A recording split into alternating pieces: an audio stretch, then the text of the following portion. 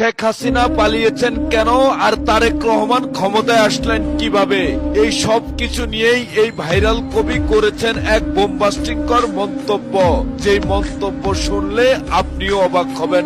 তো দর্শক চলুন তার সেই বক্তব্য শুনে আসি। এই যে 5 আগস্ট 2024 কি ঘটেছে বাংলাদেশে জানেন কি? অবশ্যই। বাংলাদেশে 71 পরাজিত শক্তির বিস্তার ঘটেছে।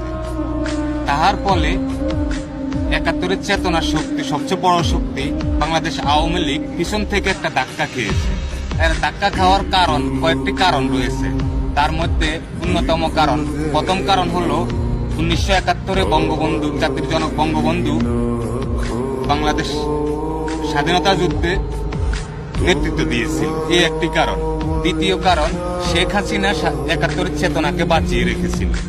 তৃতীয় কারণ, শেখ হাসিনা কম সময়ে অনেক বেশি উন্নয়নমূলক কাজ করেছে, এটা 3 নম্বর কারণ। Likey